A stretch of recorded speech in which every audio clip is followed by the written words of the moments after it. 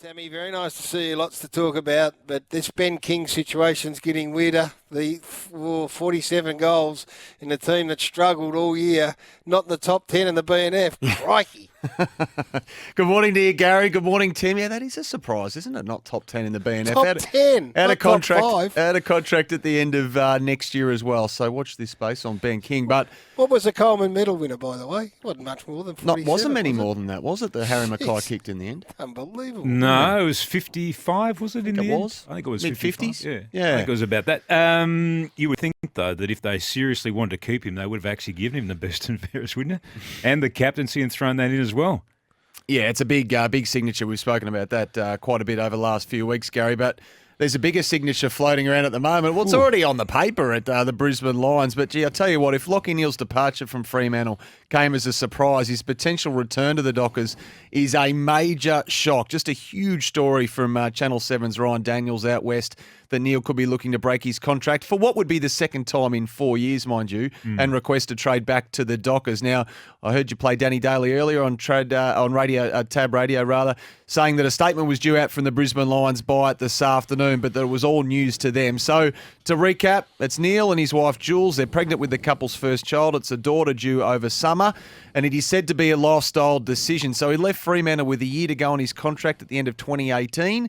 Now, the deal to Brisbane saw the Lions give up pick 6, 19 and 55. They gave up a lot. They got Neale and pick 30 back. It was a 5-year contract worth around $800,000 a season at the Lions. So he's got 2 more years to run there at a club where he's won a Brownlow and the past 2 best and fairest.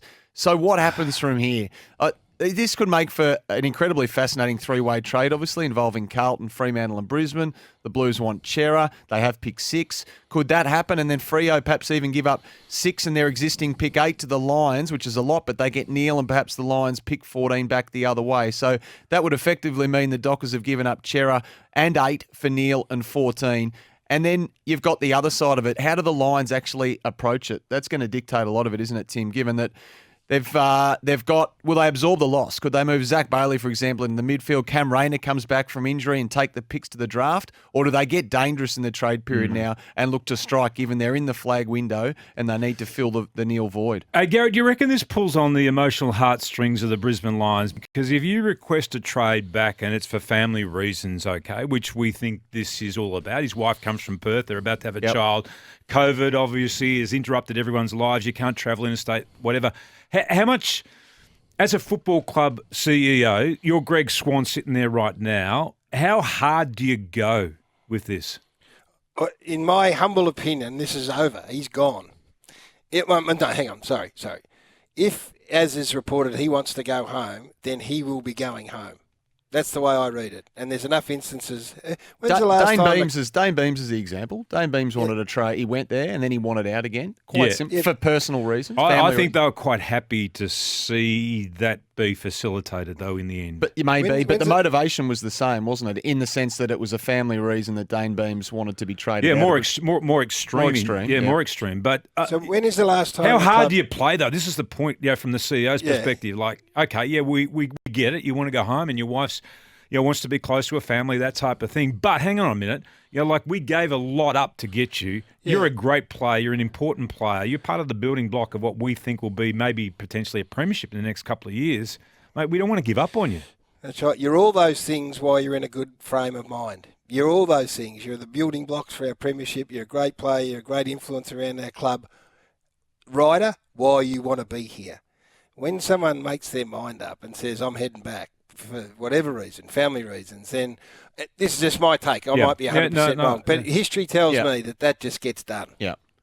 And they acquiesce and they say, okay, yes, we'll let you. But on the other side of the equation, we gave up a lot to get you. We want a lot back in return because we actually believe you're a better player now than what you were when you left Fremantle. So Greg Swan won't comment. Tim Lawrence, Lachie Neale's manager, won't comment. The Fremantle Dockers won't comment. So we can only speculate from here. But that statement due out later on this afternoon, according to Danny Daly, the GM of football. So Luke Parker's management, Garry, have struggled to find a rival bidder to use as leverage in their dealings with the salary cap tight Swans. Is this their avenue? Like we've said, Parker's chasing a 4-year deal worth around $700,000 this season, which the Swans haven't been able to meet. So whether Luke Parker's even keen on a move to Brisbane, we don't know. Tom Mitchell's the other one, open to a trade out of Hawthorn. The Hawks are keen on keeping both Mitchell and Gunston unless an offer that's simply too good to refuse comes their way. Now, that appeared highly unlikely, perhaps until now. So do they get involved in a deal with the Brisbane Lions if Brisbane look to bring an established star midfielder back into the club? Has Tom Mitchell stated that he would entertain the idea of a trade? No, nothing publicly from Tom Mitchell. No, but behind the scenes, Tom it's acknowledged that he would move on if the right club came to him. Correct. With the right set of circumstances. Correct.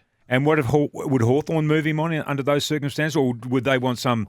They want some unbelievable trade, obviously. Absolutely. No, I think they're more keen to keep him than otherwise. This is going to be a big reset under the new coach, Sam Mitchell. So unless something stupid comes their way, which is the saying we hear often across the competition, they won't consider that. But maybe something that's simply too good to refuse does come their way. But Brisbane, they've got the whip in hand at the moment. If you're Sam Mitchell, though, Gary, you're a young coach stepping in for the first time. Okay, you've got pretty much low expectations in terms of what the team may do in the first couple of years, and you get that. You'd entertain the idea, would you not? You'd take that deal and try and get some early draft picks back into the club, and try and set yourself up for a bit of a tilt of it down the track for 3 or 4 years. Yeah, I think you would if the deal was early draft picks, multiple. They're getting back into the draft. They've got good young kids that've been in there the last year or so. Then. Well, we would look at it. I don't know how Sam's thinking. He might turn around and go, no, I need this bloke to help drive us where we want to go. So, but you on need the outside, you would. You always need them, and you always think you need them. And I take it back 12 months, like the Essendon situation with Danaher and Sard. And as a fan of a club, you're sitting there and think, we need these blokes. The best thing that ever happened was that they went and you got the opportunity to get early draft picks in and re-energise your list. Essendon got their 3 top 10 picks, as we know. Well, the Brisbane Lions have already got 2 first-rounders, 14 and 18. They'll get a king's ransom for Lachie Neale. So they will be locked and loaded in the first round of the draft. Go again. Yeah, maybe.